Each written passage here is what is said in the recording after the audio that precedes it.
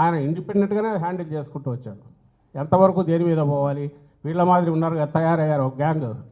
వాళ్ళ పేర్లు కూడా అనవసరం. ఆ అవతల ఉన్న ప్రచార ఛానల్, నేను ప్రసార ఛానల్ అన్నాను, వాటి ప్రాపగండా మెషిన్స్ అవి.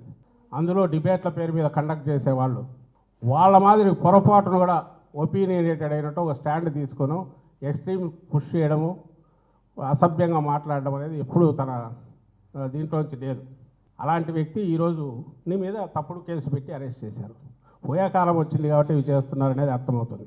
మేబీ పోయే కాలం 5 ఏళ్లకు తీర్పు ఇచ్చారు కాబట్టి ఇంకా 4 ఏళ్ళు ఉందని సంబరపడుతుండొచ్చు. కానీ ఎందుకు చేస్తున్నారు ఈ టైంలో?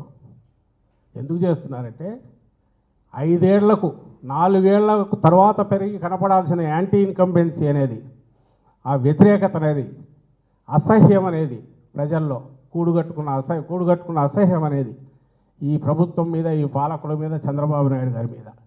అంటే అబద్ధాలు కూడా హద్దు ఉంటుందిగా. ఎన్నికలకు ముందు ఏం మామూలువే, అరచేతిలో ఇటు చూపించి తిప్పినాడు కదా, మొత్తం అక్కడి నుంచి పాతాళంలో పడేశాడు. ఒక అమాయకులు, వెర్రివాళ్ళు ఏమి క్వశ్చన్ చేయలేరు అనే అభిప్రాయం ఏదైతే ఉందో అంత బండ కూడా అందరి మొహం మీద కొట్టినట్టు చెప్పడం అనేది జనానికి తట్టుకోలేకపోతున్నారు ప్రజలు. దాని నుంచి వచ్చిన వ్యతిరేకత, దాని నుంచి వచ్చిన యాంటీ ఇన్కంబెన్సీ ఏదైతే అది కనపడుతుంది ఎక్కడ చూసినా 1 ఇయర్లో.